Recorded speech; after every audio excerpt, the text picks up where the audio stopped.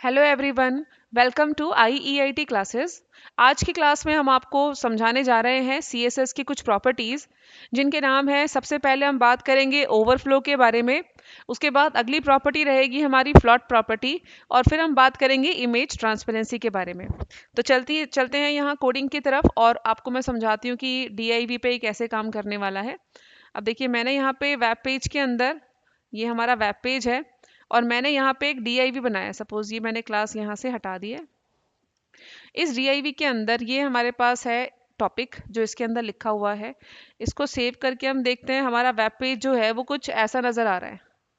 मतलब ये जो पैराग्राफ है, इसकी कोई लिमिटेड बाउंड्री नहीं है, ये बिल्कुल पूरा वेब पेज इसने लिया हुआ है। अब मैंने इसे एक कंटेनर के अंदर रखा, DIV के अंदर, और यहाँ पे मैंने एक क्लास बनाई है। क्लास का नाम हमने यहाँ रखा है D1। विड्थ और हाइट इसकी हमने दे दी है, 300 पिक्सल की इसकी विड्थ है, 200 पिक्सल की हाइट है, और बॉर्डर 1px का है, सॉलिड ब्लू।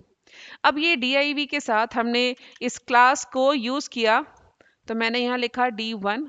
अब हम देख रहे हैं जो हमारा जो टेक्स्ट है ना, वो बाउंड्री के अंदर आ गया है, लेकिन बाउंड्री जो है उसके लिए काफ़ी छोटी रह गई, और कंटेंट जो है वो ओवरफ्लो करके अपनी बाउंड्री से बाहर आ गया। ये देखिए, बाहर की तरफ ये कंटेंट जो है आपको दिख रहा है। अब क्या करें इस सिचुएशन में? हम चाहते हैं कि जो टेक्स्ट है वो ओवरफ्लो ना हो। तो ओवरफ्लो की जो पहली प्रॉपर्टी है उसका नाम है हिडन। तो मैंने यहाँ लिखा ओवरफ्लो, और ओवरफ्लो के साथ मैंने यहाँ लिखा हिडन। अब हिडन लिख के आप देखिए, जब मैंने यहाँ रिफ्रेश किया तो जो टेक्स्ट है जो बॉर्डर बॉर्डर के बाहर जा रहा था, वो सारा का सारा हमारा हाइड हो गया है। बट ये सॉल्यूशन भी इतना प्रॉपर प्रॉपर नहीं है, क्योंकि जो कंटेंट है आपका वो तो हिडन हो गया। हम चाहते हैं कि वो भी दिखे, तो उसके लिए हम क्या कर सकते हैं? उसके लिए हम एक और प्रॉपर्टी, अब जैसे मैंने यहाँ हिडन लगाया था, हिडन को अवॉइड करके हम यहाँ स्क्रोल प्रॉपर्टी यूज़ कर सकते हैं ओवरफ्लो की। अब इसको सेव किया, अब देखो स्क्रोल में क्या होगा, स्क्रोल बार आ जाएगा हमारे पास। अब ये हमारे पास वर्टिकल स्क्रोल बार है, हम पूरा टेक्स्ट इस बॉक्स के अंदर देख सकते हैं। ठीक है, तो ये है ओवरफ्लो की स्क्रॉल प्रॉपर्टी, ताकि आपका जो टेक्स्ट है वो बाउंड्री से बाहर ना जाए और इसी के अंदर आप इसे देख सको। ये देखो, यहाँ से हम इसको जूम करके दिखाते हैं। ये देखिए, जो टेक्स्ट है ये इस बाउंड्री से बाहर नहीं जा रहा है, इसी के अंदर ये स्क्रॉल कर रहा है।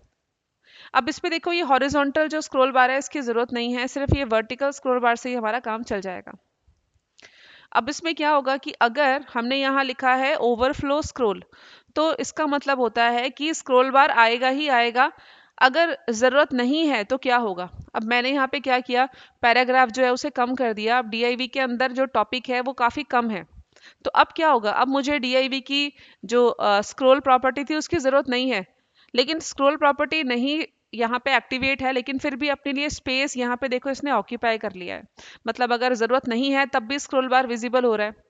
अगर मैं चाहती हूँ कि ये स्क्रॉल बार जो है वो अकॉर्डिंग टू द रिक्वायरमेंट आए, मतलब अगर ज़रूरत हो तो आ जाए, अदरवाइज नहीं आए, तो उसके लिए सबसे बेस्ट प्रॉपर्टी जो मुझे लगती है, आपको क्या करना है, ओवरफ्लो के आगे स्क्रॉल के बदले आपको लिखना है ऑटो। ये सबसे बेस्ट रहता है, क्योंकि ऑटो मीन्स ऑटोमेटिक। तो अगर रिक्वायर्ड होगा तो स्क्रॉल बार आएगा, अदरवाइज नहीं आएगा। अब देखिए, ज़रूरत नहीं है तो स्क्रॉल बार जगह नहीं ले रहा है, नहीं आ रहा है। और जैसे ही इसके अंदर मैंने टेक्स्ट को बढ़ा दिया, मैंने ये टेक्स्ट यहाँ से बढ़ा के इसकी हाइट ज़्यादा कर दिया, अब टेक्स्ट ज़्यादा है, तो अपने आप ये स्क्रॉल बार एक्टिवेट हो जाएगा। वर्टिकल की ज़रूरत है तो वर्टिकल स्क्रॉल बार आएगा, हॉरिजॉन्टल की नीड है तो हॉरिजॉन्टल आएगा। तो ये सबसे बेस्ट रहता है ओवरफ्लो में। इसका नाम है ओवरफ्लो ऑटो। ठीक है, तो जी पहला टॉपिक तो हमारा हो गया ओवरफ्लो का। अब दूसरा टॉपिक हम करने जा रहे हैं फ्लॉट प्रॉपर्टी। फ्लॉट प्रॉपर्टी, तो फ्लॉट प्रॉपर्टी का क्या यूज होने वाला है? तो इसी DIV के अंदर हम आपको फ्लॉट प्रॉपर्टी भी करके दिखा देते हैं। अब देखिए, मुझे अगर यहाँ पे कोई इमेज चाहिए, सपोज यहाँ पे अपने DIV के इनसाइड मैंने यहाँ पे कोई भी एक इमेज यहाँ लगाई, मैंने यहाँ लिखा IMG SRC सोर्स, और इमेजेस नाम से फोल्डर है, और उसमें इमेज है a.jpg। तो ये इमेज हमारे पास है, ये इमेज मुझे यहाँ प्लेस करनी है। और इमेज की जो विड्थ और हाइट है वो यहाँ पे आप सेट कर सकते हो। तो मैंने इसकी जो विड्थ है वो दी है मैंने सपोज 150 पिक्सल की। यहाँ पे हमने लिखा width is equal to 150 pixel, and height equals to, height मुझे चाहिए यहाँ पे 100 पिक्सल की। अब ये इमेज जो है ना, इसको हम सेव करके देखते हैं कि DIV में इमेज कैसी नज़र आ रही है। यहाँ पे एक बार चेक कर लेते हैं एड्रेस को। इमेजेस फोल्डर है और फाइल का नाम है a.jpg। तो यहाँ पे थोड़ा सा स्लैश लगाना है। इमेजेस के अंदर a.jpg इमेज है हमारी, और ये देखिए हमारी इमेज यहाँ पे वेब पेज पे शो हो रही है। अब हुआ क्या, यहाँ पे इमेज के साइड में ये जो एरिया है ना, ये पूरा ब्लैंक है। मतलब इमेज जो है वो इजीली फ्लॉट नहीं कर पा रही है टेक्स्ट के साथ। हम चाहते हैं कि इमेज के साथ साथ आपका टेक्स्ट भी रैप करे, टेक्स्ट भी उसके साथ साथ नजर आए। यहाँ पे इतना एरिया ब्लैंक नहीं आना चाहिए। तो उसके लिए हम क्या करेंगे, इमेज को कैसे एडजस्ट करें कि इमेज एक तरफ इमेज आए, दूसरी तरफ हमारा जो टेक्स्ट है वो भी आना चाहिए साथ साथ।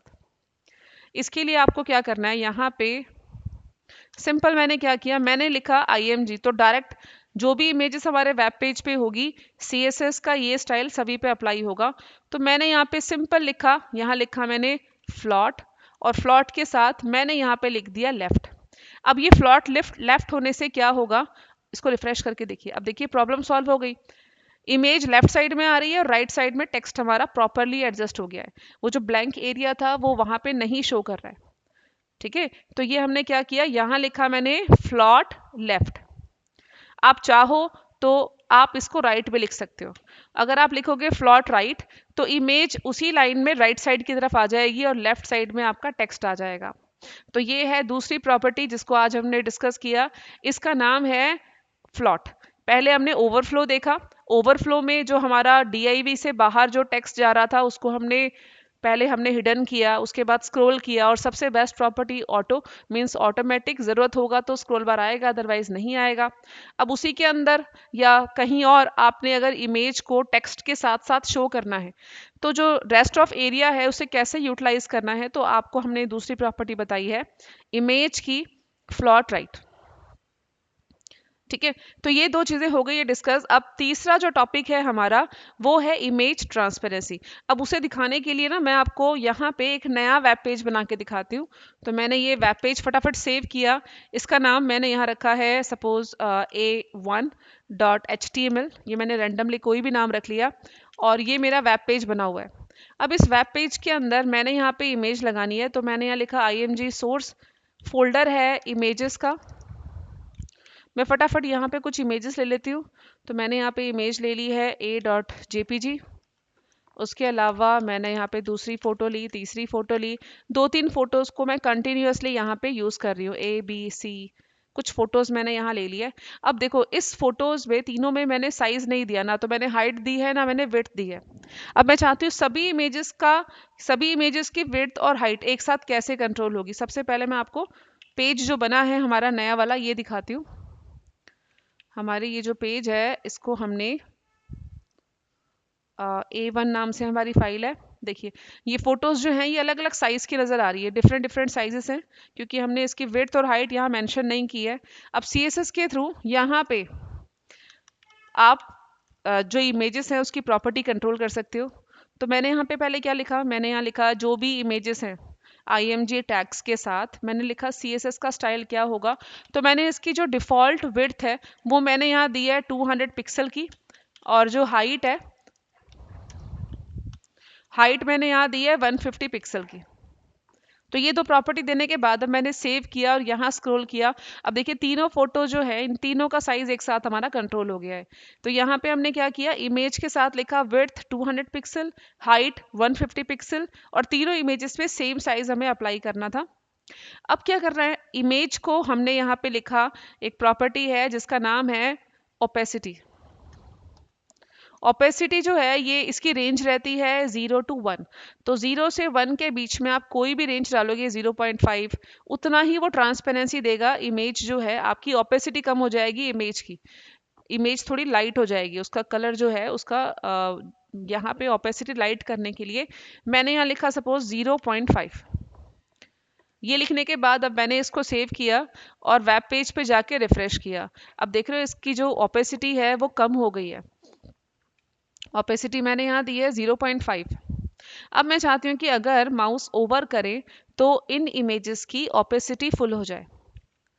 तो उसके लिए क्या करना है, आपको सिंपल यहाँ पे लिखना है img, उसके साथ कॉलन लगा के प्रॉपर्टी लगानी है होवर।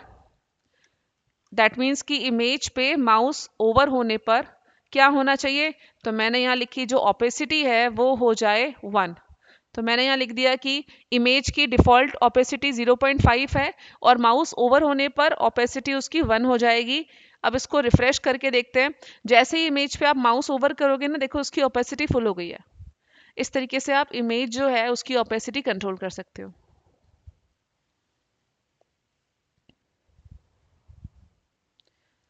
उम्मीद है आपको आज की क्लास में समझाए हुए तीनों टॉपिक समझ में आए होंगे। इसके बाद आपको हम अगली जो क्लास है उसमें नेविगेशन बार के बारे में बताएंगे। तब तक के लिए धन्यवाद।